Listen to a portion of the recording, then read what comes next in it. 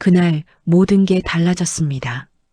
대회의실 모든 임원이 지켜보는 가운데 허름한 작업복을 입은 한 남자가 조용히 출입증을 테이블 위에 올려놓았습니다. 강도원 회장이라는 이름이 선명하게 박혀 있었습니다.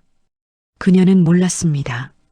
자신이 한 달 동안 무시해온 그 계약직 아저씨가 이 모든 회사의 주인이라는 걸. 한 달 전 모든 건 사소한 말 한마디에서 시작됐습니다. 새벽 물류창고, 낡은 작업복을 입은 남자를 향해 며느리가 내뱉은 냉정한 한마디.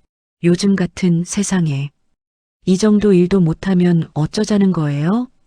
그날 강도원은 웃지 않았습니다. 그저 조용히 그녀를 바라볼 뿐이었습니다. 살다 보면 말 한마디가 사람의 인생을 바꾸기도 합니다. 오늘 이야기가 마음에 닿으셨다면 구독과 좋아요로 함께 해주세요. 당신께 더 따뜻한 이야기를 전하고 싶습니다. 새벽 5시 도시의 끝자락에 자리한 물류센터에는 아직 어둠이 가시지 않았습니다. 형광등 불빛 아래 강도원은 낡은 작업복을 천천히 챙겨 입었습니다. 평생 양복만 입어온 손이 작업복의 단추를 채우는데 익숙하지 않았습니다. 거울에 비친 자신의 모습이 낯설었습니다. 70이 넘은 나이, 주름진 손, 그리고 이제는 그 누구도 알아보지 못할 평범한 차림새. 이제 시작이군. 도원은 작게 중얼거리며 사물함 문을 닫았습니다. 그의 손에는 바코드 스캐너가 들려 있었습니다. 평생 주식 보고서와 계약서만 쥐어왔던 손에 이제는 플라스틱 기계가 놓여 있었습니다.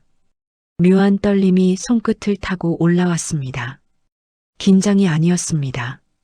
오히려 오랜만에 느끼는 종류의 긴장감이었습니다. 창고 안으로 들어서자 몇몇 직원들이 힐끗 그를 쳐다봤습니다. 새로운 사람인가 봐. 나이가 좀 있으신데. 요즘 경기가 안 좋으니까 그렇지 뭐. 작은 속삭임들이 스쳐 지나갔습니다. 그 시선들은 도원에게 익숙하지 않은 종류의 차가움이었습니다. 평생 고개를 숙이는 사람들만 봐왔던 그에게 무심한 눈빛은 새로운 경험이었습니다. 하지만 도원은 표정 하나 바꾸지 않았습니다. 그는 묵묵히 자리로 걸어가 배정받은 구역 앞에 섰습니다. 박스들이 산처럼 쌓여 있었습니다. 물류 리스트를 확인하고 스캐너로 바코드를 찍는 일. 단순했지만 그에게는 낯선 노동이었습니다. 계약직 분들은 오늘 A구역 정리 먼저 부탁드립니다. 멀리서 여성의 목소리가 들려왔습니다. 도원은 고개를 들었습니다. 그곳에 그녀가 서 있었습니다. 윤세진, 그의 며느리. 이름표에는 윤세진 팀장이라고 선명하게 적혀 있었습니다. 그녀는 클립보드를 들고 직원들에게 지시를 내리고 있었습니다. 목소리는 차갑지 않았지만 정확했습니다. 감정이 실리지 않은 업무적인 어조였습니다. 도원은 그녀를 조용히 바라봤습니다. 집에서 보던 모습과는 달랐습니다. 집안에서는 늘 조용했던 며느리. 말수가 적고 시댁 어른들 앞에서 미소를 잃지 않던 사람. 하지만 지금 이곳에서 그녀는 달랐습니다. 차분하지만 단단한 태도, 지시를 내릴 때의 냉정함. 그것은 낯선 모습이었습니다. 이제부터 진짜가 시작이겠지. 도원은 속으로 생각하며 다시 박스더미 앞으로 돌아섰습니다. 시간이 흘렀습니다. 오전 내내 박스를 옮기고 바코드를 찍고 리스트를 확인하는 일이 이어졌습니다. 몸은 예상보다 빨리 지쳐갔습니다. 70이 넘은 나이에 이 일은 결코 가볍지 않았습니다. 하지만 도원은 멈추지 않았습니다. 점심시간이 되었습니다. 직원들은 삼삼오오 모여 식사를 했습니다. 도원은 구석자리에 혼자 앉아 도시락을 펼쳤습니다. 간단한 밥과 반찬. 오랜만에 먹어보는 소박한 식사였습니다. 그때 멀리서 세진의 목소리가 들려왔습니다. 김 대리님, 오늘 오후 물량 확인 부탁드립니다. 누락 없이요. 네, 팀장님. 박사원님은 비구역 재고 정리 먼저 해주세요. 알겠습니다. 그녀는 쉬지 않고 일했습니다. 점심시간에도 클립보드를 손에서 놓지 않았습니다. 밥을 먹는 대신 서류를 넘기고 있었습니다. 도원은 그 모습을 지켜봤습니다. 저 아이는 왜 저렇게 일하는 걸까? 궁금했습니다. 며느리의 삶을 그는 제대로 알고 있지 못했습니다. 아들 민우도 마찬가지였습니다. 바쁘다는 이유로 모두가 서로를 알려하지 않았습니다. 오후가 되었습니다. 도원은 품목 정리를 마무리하고 있었습니다. 하지만 익숙하지 않은 탓에 속도가 더뎠습니다. 다른 직원들보다 조금 늦어졌습니다. 그때 세진이 다가왔습니다. 그녀는 도원의 작업구역을 힐끗 보더니 눈살을 찌푸렸습니다. 아직 끝나지 않으셨어요? 도원은 고개를 들었습니다. 그녀의 얼굴에는 미소가 없었습니다. 대신 불신이 먼저 자리하고 있었습니다. 죄송합니다. 조금 늦었습니다. 도원은 조용히 대답했습니다. 세진은 한숨을 쉬었습니다. 작게 하지만 분명하게. 요즘 같은 세상에 이 정도 일도 못하면 어쩌려고요? 그 한마디가 공기를 갈랐습니다. 주변에 있던 몇몇 직원들이 힐끗 이쪽을 쳐다봤습니다. 누군가는 피식 웃음을 흘렸습니다. 작은 소리였지만 도원의 귀에는 또렷하게 들려왔습니다. 도원은 아무 말도 하지 않았습니다. 그저 천천히 체크리스트를 다시 확인했습니다. 손이 조금 떨렸습니다. 놀라움 때문이었을까요? 아니면 오랜만에 느끼는 인간적 상처 때문이었을까요? 세진은 더 이상 말하지 않고 돌아섰습니다. 그녀의 뒷모습은 단단했습니다. 흔들림이 없었습니다. 도원은 그 뒷모습을 조용히 바라봤습니다. 씁쓸함이 입안에 맴돌았습니다. 며느리였던 그녀에게서 따뜻함은 조금도 찾아볼 수 없었습니다. 이 아이는 왜 저런 말투를 쓰는 걸까? 하지만 도원은 판단하지 않았습니다. 아직은 아니었습니다. 그날 퇴근길, 도원은 작업복을 벗으며 거울 속 자신을 다시 한번 바라봤습니다. 주름진 얼굴, 지친 눈빛, 그리고 어딘가 서글픈 표정. 시작이군. 그는 작게 중얼거렸습니다. 그날 두 사람의 관계를 바꿀 첫 금이 생긴 순간이었습니다. 그날 이후 도원은 매일 새벽같이 출근했습니다. 작업복을 입고 물류센터 구석에서 박스를 나르고 바코드를 찍는 일상이 반복되었습니다. 낯설었던 노동은 점차 익숙해졌지만 몸의 피로는 쌓여만 갔습니다. 하지만 도원은 멈추지 않았습니다. 그는 며느리를 관찰했습니다. 멀리서 조용히 그녀가 어떻게 일하는지, 어떤 말투를 쓰는지, 누구에게 어떤 태도를 보이는지 모든 것을 지켜봤습니다. 며칠이 지나면서 도원은 하나의 패턴을 발견했습니다. 세진은 정직원들에게는 예의 바른 태도를 유지했습니다. 목소리 톤도 부드러웠고 지시를 내릴 때도 정중했습니다. 하지만 계약직 직원들에게는 달랐습니다. 말투가 차가워졌고 실수에 대한 지적이 날카로웠습니다. 특히 도원에게는 더욱 그랬습니다. 이 박스 위치가 틀렸어요. 다시 옮겨주세요. 바코드 확인 제대로 안 하셨네요. 한 번 더 체크하세요. 속도 좀 내주실 수 있으세요? 다른 분들 다 끝났어요. 매번 그녀의 말에는 여유가 없었습니다. 이해나 배려보다는 불만이 먼저 묻어났습니다. 도원은 그때마다 고개를 숙이고 대답했습니다. 네, 알겠습니다. 죄송합니다. 바로 하겠습니다. 하지만 그의 가슴 속에는 조금씩 무언가가 쌓여가고 있었습니다. 상처였을까요? 아니면 의문이었을까요? 어느 날 오후였습니다. 도어는 A구역 재고 정리를 마무리하고 있었습니다. 박스를 하나씩 옮기며 리스트를 대조하는 작업이었습니다. 단순하지만 집중력이 필요한 일이었습니다. 그런데 실수가 생겼습니다. 박스 하나의 바코드가 제대로 찍히지 않았던 것입니다. 스캐너의 오류였는지 도원의 실수였는지 알 수 없었습니다. 하지만 결과는 같았습니다. 재고 리스트에 누락이 생긴 것이었습니다. 세진이 그것을 발견했습니다. 그녀는 클립보드를 들고 도원에게 다가왔습니다. 얼굴에는 불쾌함이 역력했습니다. 이거 보세요. 세진은 리스트를 도원 앞에 내밀었습니다. 이 박스, 바코드 누락됐어요. 어떻게 된 거예요? 도원은 리스트를 확인했습니다. 그녀의 말이 맞았습니다. 누락이 있었습니다. 죄송합니다. 다시 확인하겠습니다. 도원은 차분하게 대답했습니다. 하지만 세진은 멈추지 않았습니다. 다시 확인하면 뭐해요? 이미 지나간 건데. 그녀의 목소리가 조금 높아졌습니다. 이런 식으로 일하시면 안 돼요. 재고 관리는 정확성이 생명이에요. 한번 틀리면 전체가 꼬이는 거예요. 그것도 모르세요? 주변에 있던 몇몇 직원들이 이쪽을 쳐다봤습니다. 도어는 아무 말도 하지 않았습니다. 그저 고개를 숙인 채 리스트를 다시 확인했습니다. 세진은 한숨을 크게 내쉬었습니다.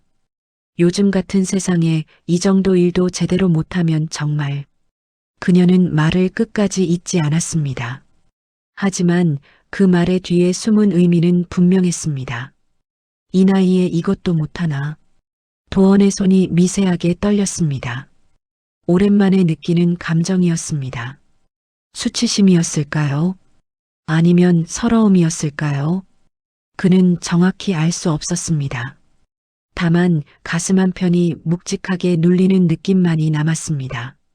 세진은 더 이상 말하지 않고 돌아섰습니다. 그녀의 뒷모습은 여전히 단단했습니다. 흔들림 없이 다음 구역으로 향했습니다. 도어는 그 자리에 서서 그녀가 사라지는 모습을 지켜봤습니다. 주변 직원 중 한 명이 작게 웃음을 흘렸습니다. 팀장님이 오늘 왜 저래? 평소보다 더 예민한데? 원래 계약직한테는 좀 그렇잖아. 뭐 어쩌겠어. 그래도 저렇게까지 할 건 아닌데. 작은 속삭임들이 도원의 귀를 스쳤습니다. 그는 천천히 바코드 스캐너를 다시 들었습니다. 손은 여전히 떨리고 있었습니다. 하지만 그는 표정을 바꾸지 않았습니다. 점심시간이 되었습니다. 도원은 구석자리에 혼자 앉아 도시락을 펼쳤습니다. 밥을 한 숟가락 떠서 입에 넣었지만 맛을 느낄 수 없었습니다. 멀리서 세진의 목소리가 들려왔습니다. 김 대리님, 오후 일정 확인 부탁드려요. 네, 팀장님. 박사원님, B구역 마무리 언제까지 가능하세요? 오늘 안으로 끝낼게요. 그녀는 쉬지 않고 일했습니다. 밥을 먹는 시간조차 아까워하는 듯 했습니다. 도어는 그 모습을 바라보며 생각했습니다. 저 아이는 왜 저렇게 급한 걸까? 그녀의 태도에는 여유가 없었습니다. 모든 것을 통제하려는 듯한 긴장감이 감돌았습니다. 마치 무언가에 쫓기는 사람처럼. 도어는 도시락 뚜껑을 덮었습니다. 밥맛이 없었습니다. 오후가 되었습니다. 도어는 다시 작업에 집중했습니다. 이번에는 실수하지 않으려 더욱 신중했습니다. 바코드를 2번씩 확인하고 리스트를 세심하게 대조했습니다.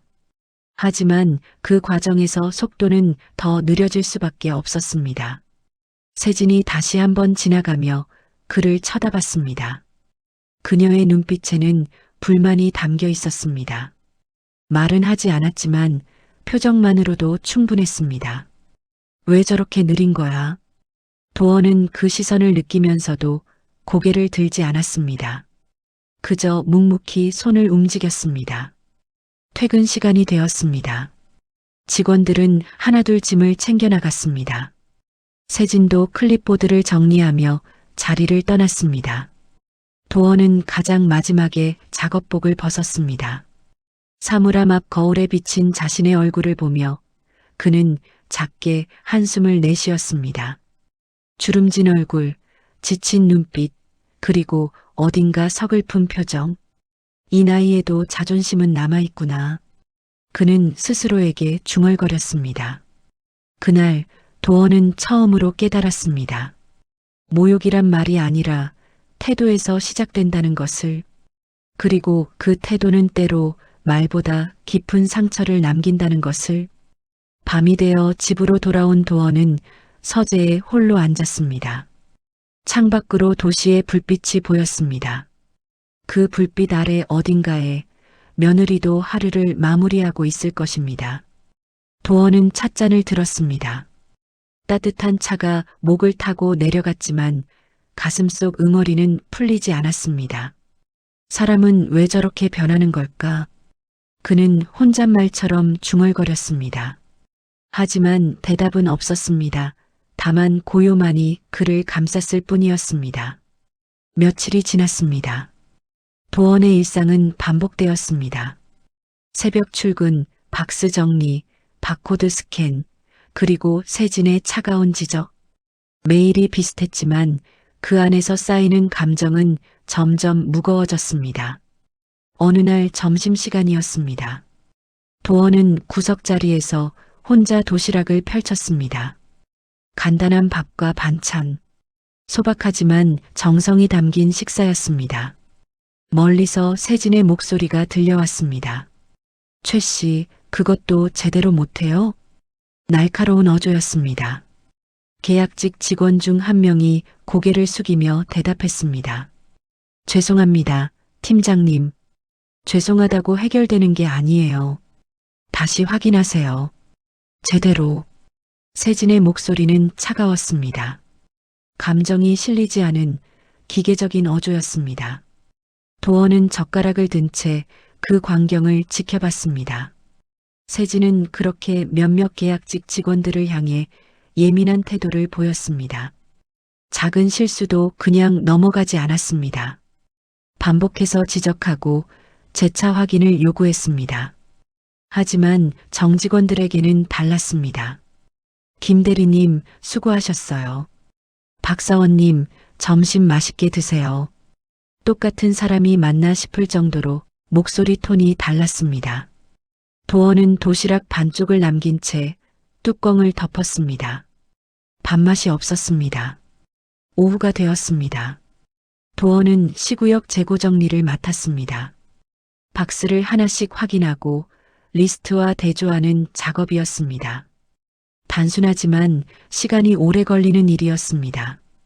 그런데 문제가 생겼습니다.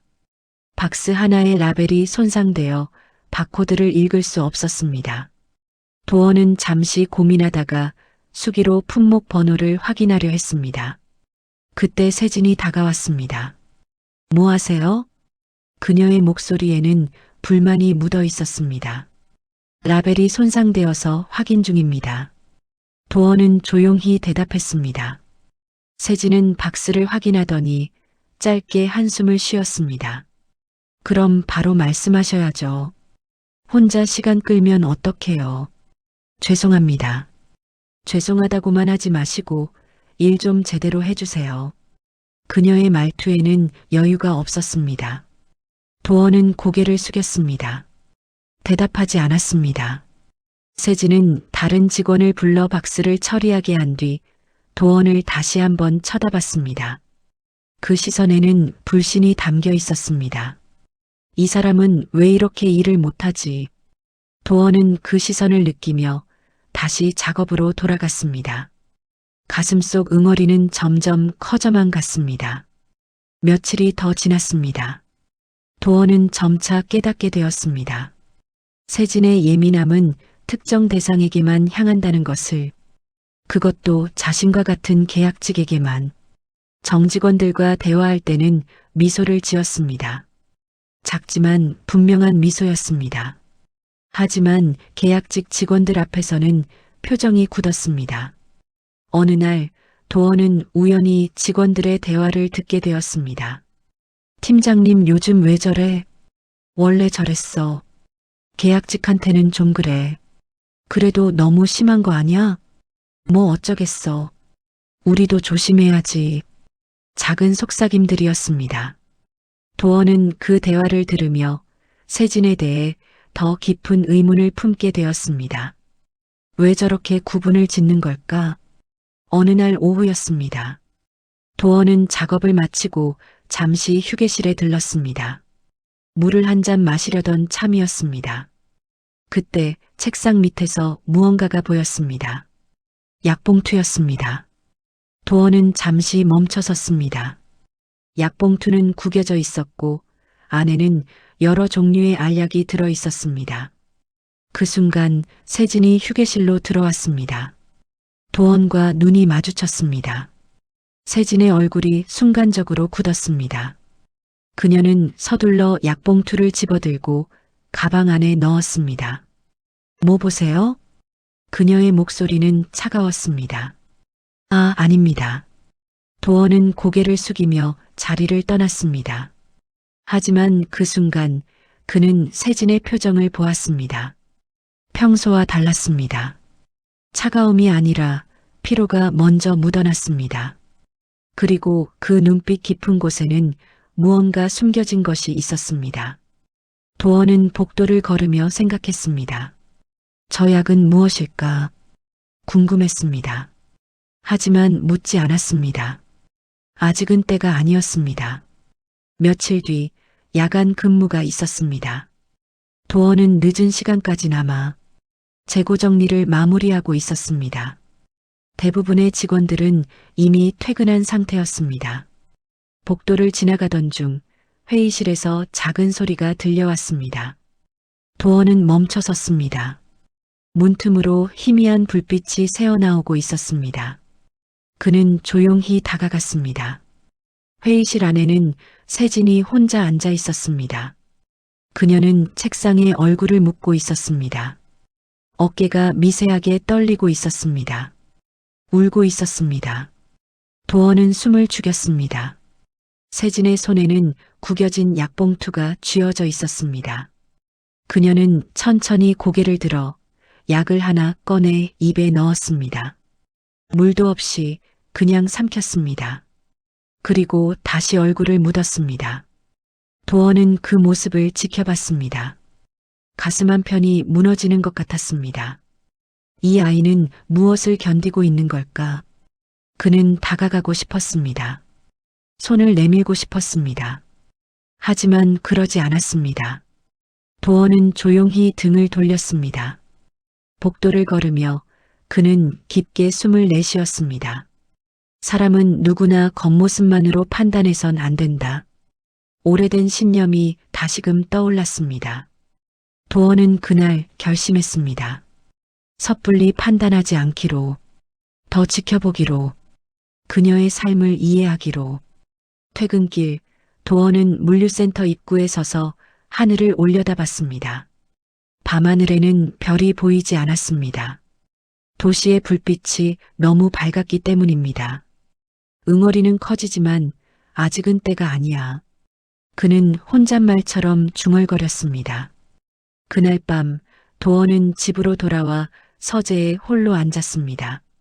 창밖으로 보이는 도시의 불빛을 바라보며 그는 찻잔을 들었습니다. 따뜻한 차가 목을 타고 내려갔지만 가슴속 무게는 여전했습니다. 사람은 참 복잡합니다. 겉으로 보이는 모습과 안으로 숨긴 마음이 다를 때가 많습니다. 도원은 그것을 알고 있었습니다. 오래 살아온 세월이 그에게 가르쳐 준 것이었습니다. 하지만 알면서도 상처는 남았습니다. 다음 날 아침 도원은 평소보다 일찍 출근했습니다. 물류센터는 아직 고요했습니다. 형광등 불빛만이 넓은 공간을 채우고 있었습니다. 도원은 작업복을 입으며 거울 속 자신을 바라봤습니다. 주름진 얼굴, 지친 눈빛. 하지만 그 눈빛 속에는 어제와 다른 무언가가 담겨 있었습니다. 결심이었습니다. 아직 판단할 때가 아니다. 그는 스스로에게 다짐했습니다. 세진의 차가운 말투, 예민한 태도, 그리고 밤에 홀로 흘린 눈물. 그 모든 것에는 이유가 있을 것입니다. 도어는 그것을 찾기로 했습니다. 직원들이 하나둘 출근하기 시작했습니다. 세진도 평소 시간에 도착했습니다. 그녀는 클립보드를 들고 각 구역을 돌며 지시를 내렸습니다. 어제와 다르지 않은 모습이었습니다. 하지만 도어는 달랐습니다. 그는 이제 그녀를 다른 시선으로 바라봤습니다. 말투가 아니라 행동을, 표정이 아니라 눈빛을 보려 했습니다. 점심시간이 되었습니다. 도어는 구석자리에서 도시락을 펼쳤습니다. 하지만 먹지 않았습니다. 대신 멀리서 세진을 관찰했습니다. 세진은 휴게실에 혼자 앉아 있었습니다.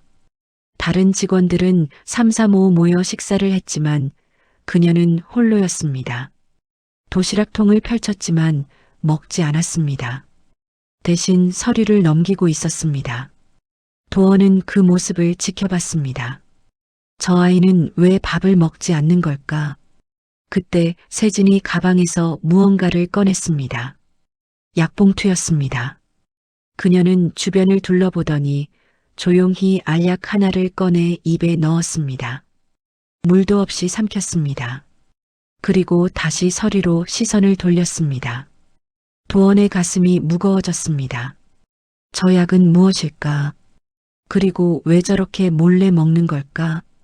오후가 되었습니다. 도원은 D구역 재고 정리를 맡았습니다. 박스를 나르고 바코드를 확인하는 반복적인 작업이었습니다. 그런데 중간에 세진이 전화를 받는 모습을 보게 되었습니다. 그녀는 복도 한쪽에 서서 통화를 하고 있었습니다. 네, 어머니, 네, 오늘은 조금 늦을 것 같아요. 네, 걱정 마세요. 약은 챙겨드렸어요.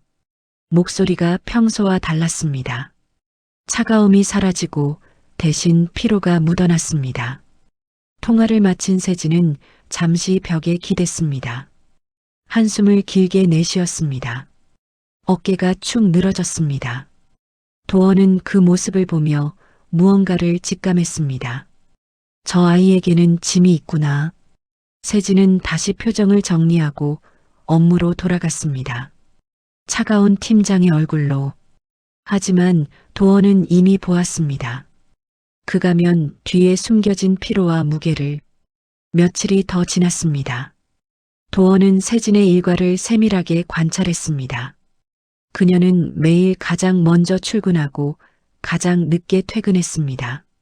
점심시간에도 제대로 쉬지 않았습니다. 항상 서류를 들여다보고 전화를 받고 지시를 내렸습니다. 그리고 틈틈이 약을 먹었습니다. 몰래, 조용히. 어느 날 도어는 우연히 세진의 책상을 지나가게 되었습니다. 책상 위에는 서류들이 쌓여 있었습니다. 그 중 하나가 눈에 들어왔습니다. 병원 영수증이었습니다. 두툼한 봉투 안에 여러 장의 영수증이 들어 있었습니다. 금액이 만만치 않았습니다. 도어는 잠시 멈춰섰습니다. 병원비. 그 순간 세진이 돌아왔습니다. 뭐 하세요? 그녀의 목소리는 날카로웠습니다. 도어는 고개를 숙였습니다. 죄송합니다. 지나가다가. 세진은 서둘러 영수증을 가방 안에 넣었습니다. 얼굴에는 불쾌함이 역력했습니다. 개인 물건 함부로 보지 마세요. 죄송합니다. 도어는 다시 한번 사과하고 자리를 떠났습니다. 하지만 그의 머릿속에는 그 영수증이 계속 남아 있었습니다. 병원비, 그것도 적지 않은 금액. 퍼즐 조각이 하나씩 맞춰지기 시작했습니다. 야간 근무가 끝난 어느 날 저녁이었습니다. 도어는 평소보다 조금 늦게 퇴근했습니다. 대부분의 직원들은 이미 떠난 상태였습니다. 복도를 걸어 나가던 중 세진이 회의실에 혼자 앉아 있는 모습을 다시 보게 되었습니다. 도어는 멈춰 섰습니다. 세진은 책상에 얼굴을 묻고 있었습니다. 어깨가 미세하게 떨리고 있었습니다. 또 울고 있었습니다. 도원은 다가가고 싶었습니다. 문을 열고 그녀의 어깨를 두드리고 싶었습니다. 하지만 그러지 않았습니다. 대신 조용히 등을 돌렸습니다. 복도를 걸으며 도원은 깊게 숨을 내쉬었습니다. 아직은 아니다. 아직은 때가 아니야. 그는 스스로에게 다짐했습니다. 섣부른 판단은 독이 됩니다. 진실은 천천히 조용히 드러나는 법입니다. 도원은 그것을 알고 있었습니다. 집으로 돌아온 도원은 서재에 홀로 앉았습니다. 창밖으로 도시의 불빛이 보였습니다. 그 어딘가에 며느리도 하루를 마무리하고 있을 것입니다. 도원은 비서 정혜림에게 전화를 걸었습니다. 혜림 씨, 네, 회장님. 며느리 관련해서 조사 좀 부탁하네. 무엇을 조사해 드릴까요? 최근 병원 기록, 그리고 재정 상황. 조용히 누구에게도 알리지 말고. 알겠습니다. 전화를 끄는 도원은 찻잔을 들었습니다. 따뜻한 차가 목을 타고 내려갔습니다. 하지만 가슴속 무게는 여전했습니다. 사람은 누구나 겉모습만 보고 판단해선 안 된다. 도원은 평생 그렇게 살아왔습니다. 하지만 이번에는 달랐습니다. 이번에는 가족이었습니다. 며느리였습니다. 그리고 그녀는 무언가를 숨기고 있었습니다. 도원은 그것을 알아내기로 했습니다. 판단이 아니라 이해를 위해서. 며칠 뒤 정혜림으로부터 보고가 왔습니다. 도원은 서류를 펼쳐봤습니다. 그 안에는 세진의 삶이 담겨 있었습니다. 병원 기록, 어머니의 투병 사실, 매달 나가는 치료비, 그리고 줄어드는 저축액. 도원의 손이 떨렸습니다. 이런, 그는 작게 중얼거렸습니다. 세진은 혼자 모든 것을 감당하고 있었습니다. 어머니의 병원비, 집안 살림, 그리고 직장에서의 책임까지. 아들 민우는 몰랐습니다. 바쁘다는 이유로 아내의 삶을 들여다보지 않았습니다. 도원도 마찬가지였습니다. 그는 서류를 덮었습니다. 가슴이 먹먹했습니다. 이 아이는 혼자 버티고 있었구나. 그날 밤 도원은 창밖을 바라보며 오래 서 있었습니다. 별은 보이지 않았습니다. 도시의 불빛이 너무 밝았기 때문입니다. 하지만 도원의 마음속에는 하나의 별이 떠올랐습니다. 결심이었습니다. 이제 알았다. 이제 내가 무엇을 해야 할지. 도원은 천천히 자리에 앉았습니다. 다음 날부터 그의 행동이 달라질 것입니다. 관찰에서 행동으로, 침묵에서 결단으로. 그날 강도원은 마음을 정했습니다. 판단이 아니라 관찰로, 응징이 아니라 이해로, 그리고 마지막에는 진실로. 다음 날 도원은 이른 퇴근을 했습니다. 평소와 달리 일찍 작업복을 벗고 물류센터를 나섰습니다. 직원들은 이상하게 여겼지만 아무도 묻지 않았습니다. 도원은 세진이 퇴근하는 길을 따라갔습니다. 멀찍이 서 들키지 않게. 세진은 버스를 타고 시내를 가로질렀습니다. 집으로 가는 방향이 아니었습니다. 버스는 한 병원 앞에서 멈췄습니다. 도원도 조용히 뒤따라 내렸습니다. 세진은 병원 로비로 들어갔습니다. 도원은 복도 한쪽에 서서 그녀를 지켜봤습니다. 그녀는 3층으로 올라갔습니다. 안내판에는 내과 병동이라고 적혀 있었습니다. 도원도 천천히 계단을 올라갔습니다. 복도 끝 병실 하나 앞에 세진이 서 있었습니다. 그녀는 문을 열고 안으로 들어갔습니다. 도원은 복도 한쪽에 서서 병실 문패를 확인했습니다. 윤미선, 세진의 어머니였습니다. 잠시 후 도원은 조용히 병실 근처로 다가갔습니다.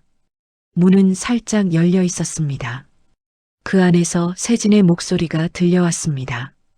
어머니, 오늘은 좀 어떠세요? 응, 괜찮아. 너 일 끝나고 왔니? 노모의 목소리는 힘이 없었습니다. 네, 조금 일찍 나왔어요. 미안하다, 세진아.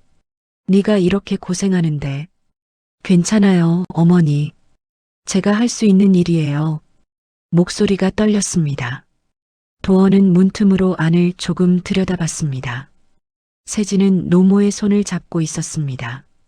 그녀의 어깨가 미세하게 흔들리고 있었습니다. 울고 있었습니다. 하지만 소리 내지 않았습니다. 조용히 눈물만 흘렸습니다. 노모는 딸의 손을 꼭 잡으며 말했습니다. 너무 무리하지 마. 네 몸도 챙겨야지. 내 걱정 마세요. 세진은 눈물을 닦으며 억지로 미소를 지었습니다. 약은 잘 드셨어요? 응, 아까 간호사가 챙겨줬어. 다행이다. 제가 못 챙겨드려서 죄송해요. 괜찮아. 너 혼자 다 감당하느라 힘들 텐데 내가 더 미안하지. 아니에요, 어머니. 세진의 목소리가 다시 떨렸습니다. 도원은 그 모습을 지켜보며 가슴 한편이 무너지는 것을 느꼈습니다. 그는 조용히 복도로 돌아섰습니다. 더 이상 지켜볼 수 없었습니다. 도원은 병원 로비로 내려와 벤치에 앉았습니다. 가슴이 무거웠습니다. 이 아이는 혼자 이 모든 걸 감당하고 있었구나. 잠시 후 세진이 병원을 나왔습니다. 그녀의 손에는 두툼한 영수증 봉투가 들려 있었습니다. 표정은 지쳐 있었습니다. 도원은 그녀가 멀어지는 모습을 지켜봤습니다. 세진은 버스 정류장에 서서 하늘을 올려다봤습니다. 저녁 노을이 지고 있었습니다. 그녀는 한숨을 길게 내쉬었습니다. 어깨가 축 늘어졌습니다. 도원은 그 모습을 보며 마음속으로 중얼거렸습니다. 나는 며느리를 얼마나 알고 있었던가. 그날 저녁 도원은 정혜림에게 다시 전화를 걸었습니다. 혜림 씨, 네, 회장님. 며느리 어머니 투병 중이시군. 네, 그렇습니다. 오랜 투병 중이시고 치료비가 상당합니다. 며느리가 혼자 감당하고 있나? 내 따님이 전액 부담하고 계십니다. 도원은 잠시 침묵했습니다. 민우는 아나? 아들분께서는 잘 모르시는 것 같습니다. 그렇군. 도원의 목소리가 낮아졌습니다. 병원비 관련해서 조용히 지원할 방법을 찾아보게. 알겠습니다, 회장님. 전화를 끄는 도원은 창밖을 바라봤습니다. 도시의 불빛이 하나둘 켜지기 시작했습니다. 사람은 겉으로 보이는 모습이 전부가 아니구나. 도원은 오래 살아왔습니다. 많은 사람을 만났고 많은 일을 겪었습니다. 하지만 이번만큼은 달랐습니다. 며느리를 미워할 뻔했습니다. 그녀의 차가운 말투, 예민한 태도를 보며 실망할 뻔했습니다. 하지만 진실은 달랐습니다. 그녀는 차가운 것이 아니었습니다. 버티고 있었던 것입니다. 혼자서. 다음 날 도원은 다시 물류센터로 출근했습니다. 세진은 평소처럼 클립보드를 들고 지시를 내렸습니다. 오늘 A구역 마무리 부탁드립니다. B구역 재고 확인 신경 써주세요. 목소리는 여전히 차갑게 들렸습니다. 하지만 도원은 이제 알았습니다. 그 차가움은 무심함이 아니라 버팀이었습니다. 무너지지 않기 위한 방어였습니다. 점심시간 도원은 세진을 멀리서 바라봤습니다. 그녀는 도시락을 펼쳤지만 거의 먹지 않았습니다. 대신 서류를 넘기고 전화를 받았습니다. 몸을 혹사하며 일했습니다. 팀 전체의 일을 떠안고 있었습니다. 도원은 그 모습을 보며 마음속으로 다짐했습니다. 이제 내가 해야 할 일이 있다. 며칠 뒤 도원은 정혜림을 만났습니다. 조용한 카페, 구석자리. 혜림은 서류 한 묶음을 건넸습니다. 며느리분 관련 자료입니다. 도원은 서류를 펼쳐봤습니다. 세진의 1년 실적 보고서였습니다. 팀 전체 매출의 70%를 그녀가 책임지고 있었습니다. 야근 일수, 처리한 물량, 관리한 프로젝트 수, 모든 것이 다른 팀장들을 압도했습니다. 도어는 서류를 천천히 넘겼습니다. 이 아이는 회사의 핵심 인재였군. 네, 그렇습니다. 다만 너무 무리하고 계신 것 같습니다. 무리할 수밖에 없었겠지. 혼자 감당하느라. 도원의 목소리가 낮아졌습니다. 해림은 조용히 말했습니다. 회장님, 어떻게 하시겠습니까? 도원은 잠시 침묵했습니다. 그리고 천천히 입을 열었습니다. 정체를 밝힐 때가 됐네. 언제 하시겠습니까? 곧, 아주 곧. 도원의 눈빛이 깊어졌습니다. 그날 도원은 마음을 정했습니다. 이제 더 이상 지켜보지 않기로. 이제는 행동할 때라고. 그리고 그 행동은 응징이 아니라 이해와 보호가 될 것이라고. 저녁 도원은 서재에 홀로 앉았습니다. 창밖으로 보이는 도시의 불빛을 바라보며 그는 중얼거렸습니다. 사람의 진갈한 겉모습이 아니라 버티는 마음에서 드러나는 법이지. 그날 그는 몰랐습니다. 며느리가 그의 인생을 바꿔놓을 거라는 것을, 그리고 그 변화는 이미 시작되었다는 것을. 다음 날 아침 도원은 정혜림을 다시 불렀습니다. 조용한 사무실, 아무도 없는 공간. 혜림 씨, 네, 회장님. 본사 임원회의 일정을 잡아주게. 언제로 하시겠습니까? 이번 주 금요일 오후 2시. 도원의 목소리는 차분했습니다. 혜림은 잠시 멈칫했습니다. 회의 주제는 무엇으로 하시겠습니까? 물류센터 운영 현황 점검. 알겠습니다. 관련 부서장들을 소집하겠습니다. 그리고 도원은 짧게 말을 멈췄습니다. 윤세진 팀장도 참석시키게. 해림은 도원의 눈빛을 읽었습니다. 그녀는 오랜 시간 도원과 함께 일해온 사람이었습니다. 말하지 않아도 눈빛만으로도 그의 의도를 알 수 있었습니다. 알겠습니다. 해림은 더 이상 묻지 않았습니다. 도원은 창밖을 바라보며 말했습니다. 그날 나는 계약직 복장 그대로 참석하겠네. 네. 해림이 놀란 표정으로 도원을 쳐다봤습니다. 회장님, 그러시면. 괜찮네. 그게 내 의도야. 도원은 미소를 지었습니다. 작지만 단단한 미소였습니다. 해림은 잠시 침묵하다가 고개를 끄덕였습니다. 알겠습니다, 회장님. 그날 오후 물류센터에는 작은 소문이 돌기 시작했습니다. 본사에서 회의 소집 왔대. 뭔 회의? 물류센터 운영 점검이래. 팀장님도 가신대. 진짜? 갑자기 왜? 모르지. 근데 분위기가 좀 이상한 것 같던데. 직원들은 수군거렸습니다. 세진도 그 소식을 들었습니다. 그녀는 클립보드를 든 채 잠시 멈춰 섰습니다. 본사회의. 중얼거리듯 말했습니다. 얼굴에는 긴장이 스쳤습니다. 평소와 달리 그녀의 손이 미세하게 떨렸습니다. 도원은 멀리서 그 모습을 지켜봤습니다. 긴장하고 있구나. 며칠이 흘렀습니다. 도원은 평소처럼 물류센터에서 일했습니다. 박스를 나르고 바코드를 찍고 리스트를 확인했습니다. 하지만 마음은 이미 금요일을 향하고 있었습니다. 세진의 태도는 변하지 않았습니다. 여전히 차가웠고 여전히 예민했습니다. 이 박스 위치 틀렸어요. 다시 옮겨주세요. 속도 좀 내주실 수 있으세요? 제대로 확인하고 하세요. 도원은 그때마다 고개를 숙이며 대답했습니다. 네, 알겠습니다. 하지만 그의 눈빛은 달라져 있었습니다. 예전처럼 상처받지 않았습니다. 대신 이해가 자리했습니다. 이 아이는 버티고 있는 거야. 무너지지 않으려고. 목요일 저녁이었습니다. 도원은 정혜림에게 전화를 걸었습니다. 준비는 다 됐나? 네, 회장님. 내일 오후 2시 본사 대회의실에서 진행됩니다. 참석자는 임원진 전원, 그리고 윤세진 팀장님도 참석하십니다. 좋아. 도원은 잠시 침묵했습니다.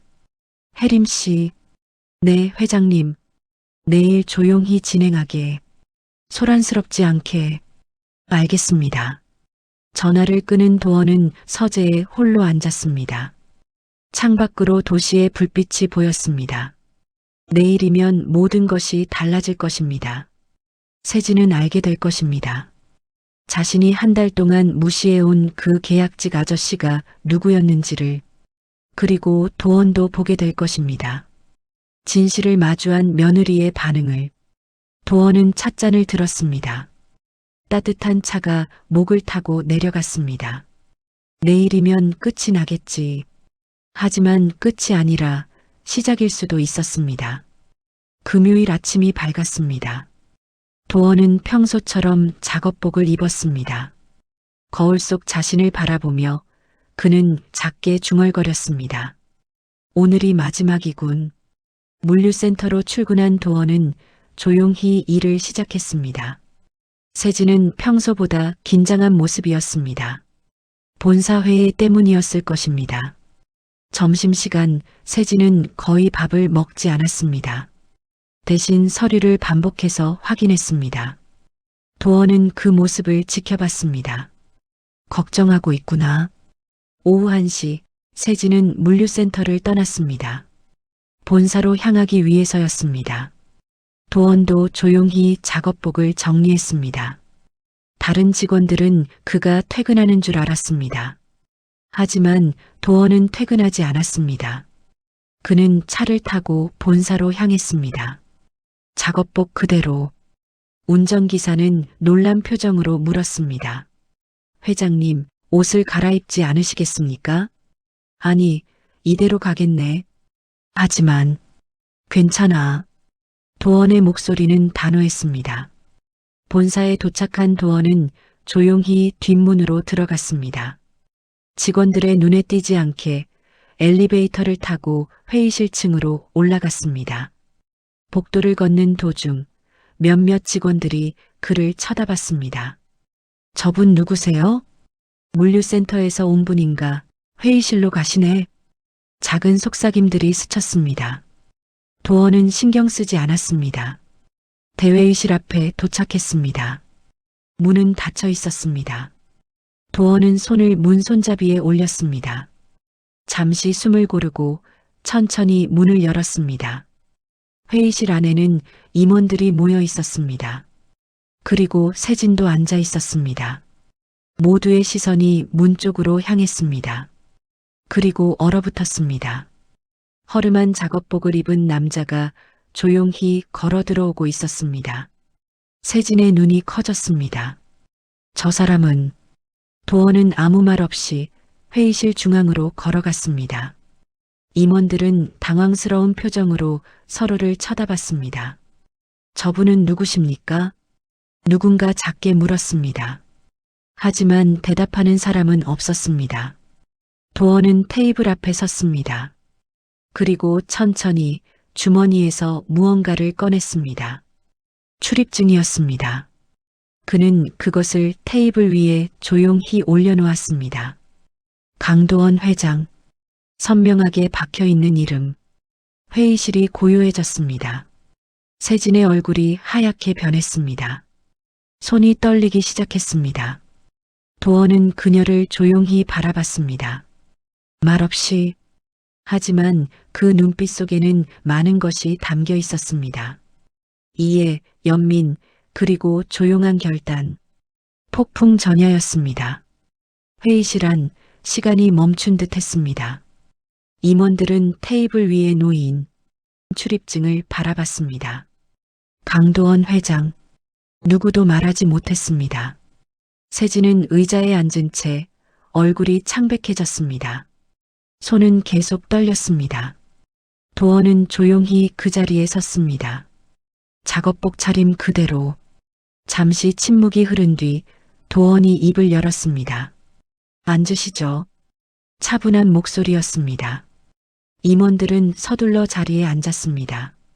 긴장한 표정들이었습니다. 도원은 천천히 회의실을 둘러봤습니다. 한 달 동안 저는 물류센터에서 일했습니다. 그의 목소리가 회의실을 채웠습니다. 계약직 직원으로요. 임원 중 한 명이 놀란 표정으로 입을 열었습니다. 회장님, 그게 무슨... 도원은 손을 들어 말을 멈췄습니다. 이유를 묻지 마십시오. 제게는 알아야 할 것이 있었습니다. 그는 세진을 바라봤습니다.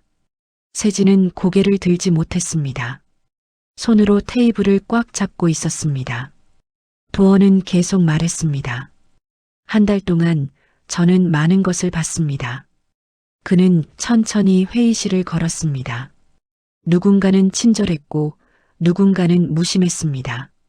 누군가는 이해했고 누군가는 무시했습니다. 임원들은 숨죽이며 도원의 말을 들었습니다. 하지만 저는 알게 되었습니다. 도원의 목소리가 낮아졌습니다. 사람은 겉모습만으로 판단할 수 없다는 것을. 그는 세진 앞에 멈춰섰습니다. 윤세진 팀장. 세진이 깜짝 놀라며 고개를 들었습니다. 눈에는 눈물이 고여 있었습니다. 도원은 차분하게 말했습니다. 한 달 동안 당신은 저를 무시했습니다. 세진의 입술이 떨렸습니다. 죄송합니다. 작은 목소리였습니다. 도원은 손을 들어 그녀의 말을 멈췄습니다. 아직 끝나지 않았습니다. 그는 다시 회의실 중앙으로 돌아갔습니다. 하지만 저는 또한 봤습니다. 당신이 얼마나 일했는지를. 도원은 정혜림을 향해 고개를 끄덕였습니다. 혜림은 서류 한 묶음을 테이블 위에 올려놓았습니다. 지난 1년간 물류센터 실적 보고서입니다.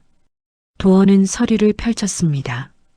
윤세진 팀장은 팀 전체 매출의 70%를 책임졌습니다. 임원들이 놀란 표정으로 서로를 쳐다봤습니다. 야근 일수는 다른 팀장들의 2배였습니다. 도원은 서류를 한 장씩 넘겼습니다. 처리한 물량, 관리한 프로젝트 수, 모든 것이 평균을 압도했습니다. 그는 세진을 다시 바라봤습니다. 당신은 이 회사의 핵심 인재였습니다. 세진은 고개를 숙인 채 눈물을 흘렸습니다. 도원은 계속 말했습니다. 하지만 저는 또한 알게 되었습니다. 당신이 왜 그렇게 일했는지를. 그는 또 다른 서류를 꺼냈습니다. 어머니의 투병 기록입니다. 세진의 어깨가 크게 흔들렸습니다. 지난 3년간 당신은 혼자 모든 병원비를 감당했습니다.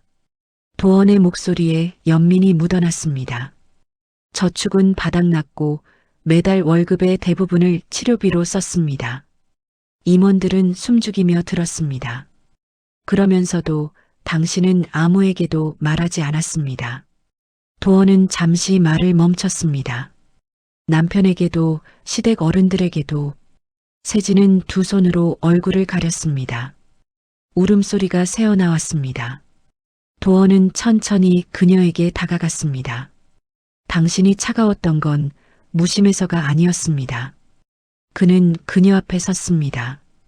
버티느라, 무너지지 않으려 애쓰느라 그랬던 거지요. 세진은 고개를 들었습니다. 눈물 범벅이 된 얼굴로 도원을 바라봤습니다. 죄송합니다. 정말 죄송합니다. 도원은 조용히 말했습니다. 사과할 필요 없습니다. 그는 세진의 어깨에 손을 가볍게 올렸습니다.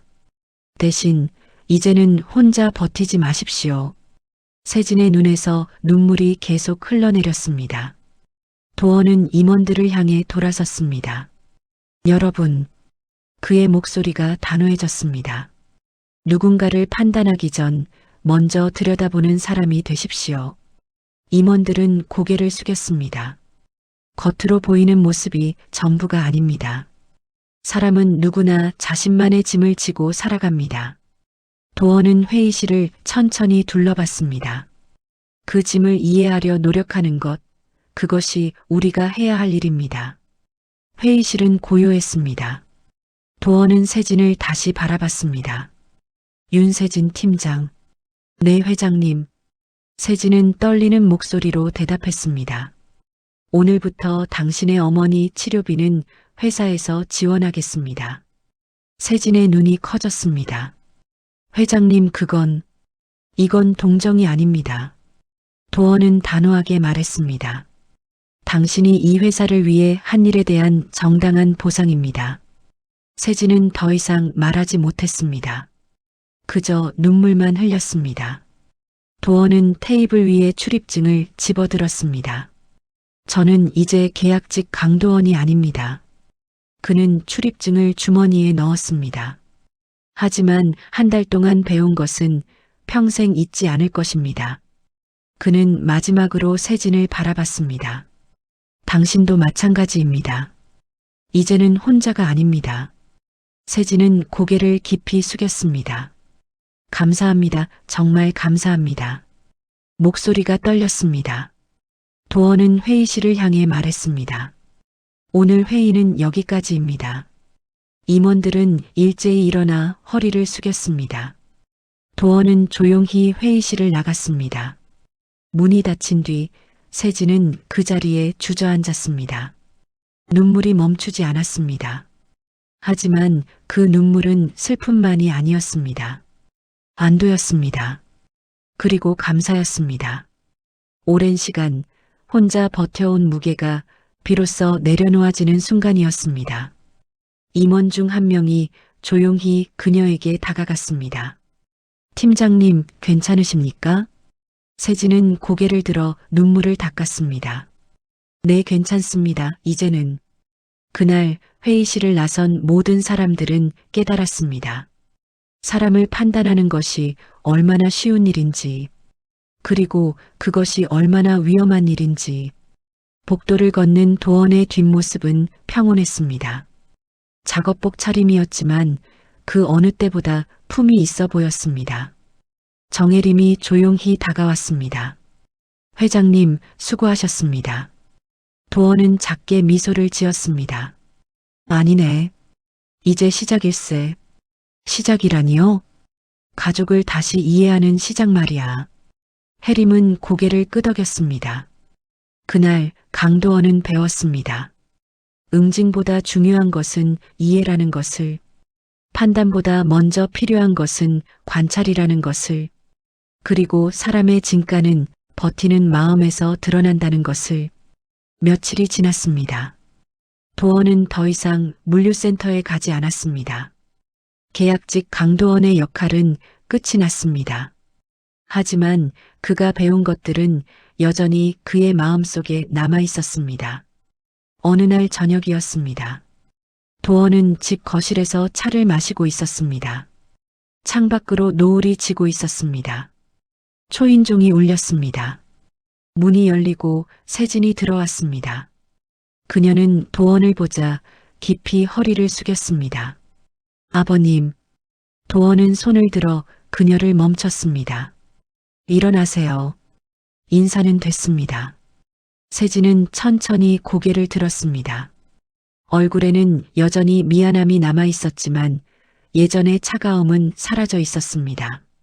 도원은 그녀에게 앉으라고 손짓했습니다. 세진은 조심스럽게 소파에 앉았습니다.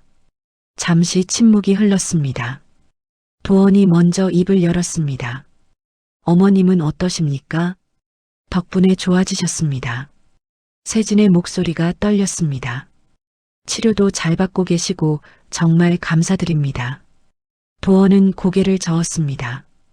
감사할 것 없습니다. 당연히 해야 할 일이었으니까요. 그는 찻잔을 들었습니다. 당신이 혼자 감당하기에는 너무 무거운 짐이었습니다. 세진은 고개를 숙였습니다.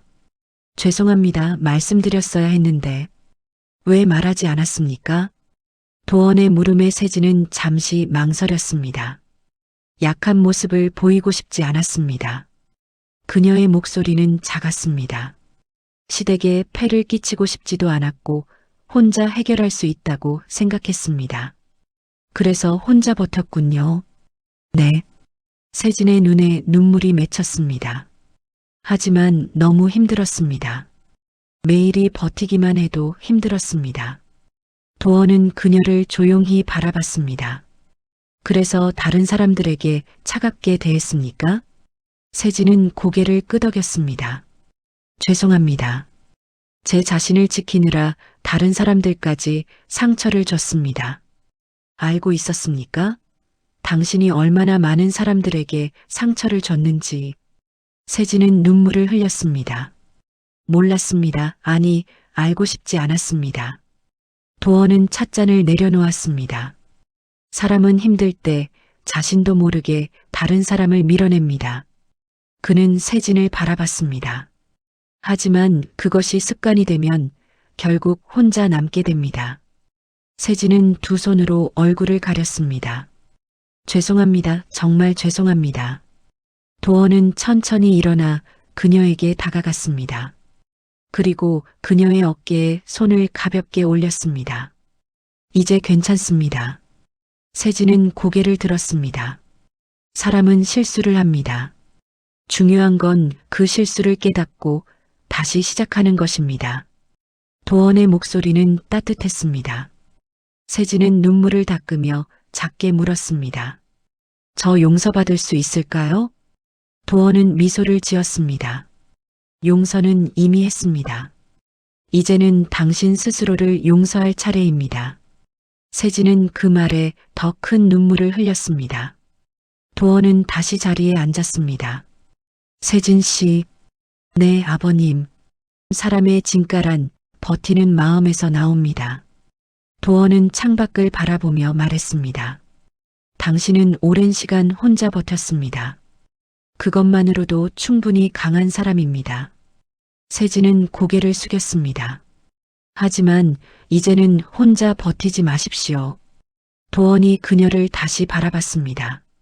가족이 있습니다. 우리가 함께 짐을 나눠지겠습니다. 세진은 고개를 끄덕였습니다. 감사합니다, 아버님. 그날 저녁 세진은 오랜만에 편안한 마음으로 집을 나섰습니다. 도원은 그녀의 뒷모습을 지켜봤습니다. 정혜림이 조용히 다가왔습니다. 회장님, 잘 해결되신 것 같습니다. 그렇지. 도원은 작게 미소를 지었습니다. 하지만 이건 끝이 아니네. 시작일세. 시작이라니요? 서로를 이해하는 시작 말이야.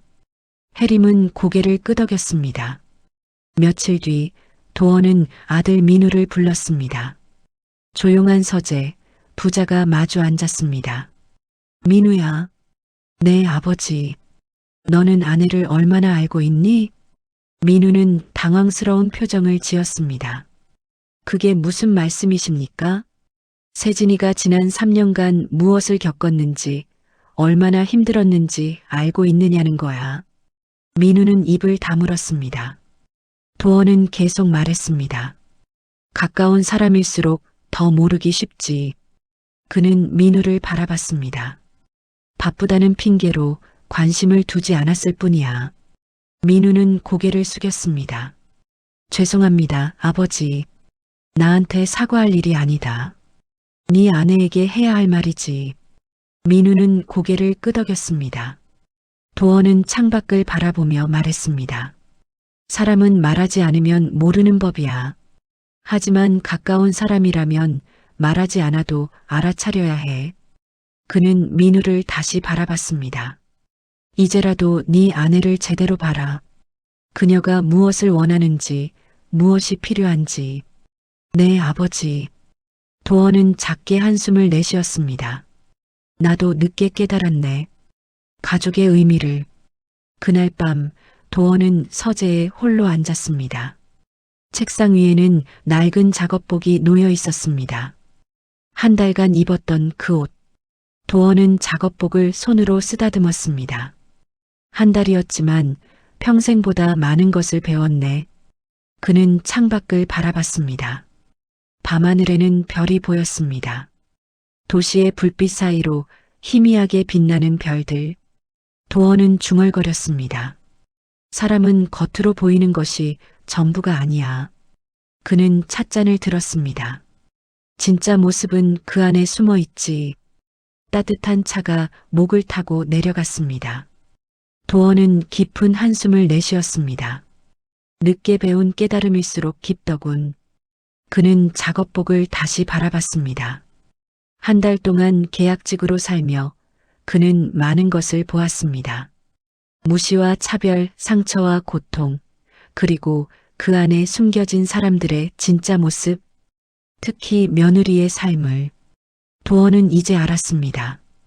품위는 옷이나 지위에서 나오는 것이 아니라 마음에서 나온다는 것을, 그리고 사람의 가치는 겉모습이 아니라 버티는 힘에서 드러난다는 것을.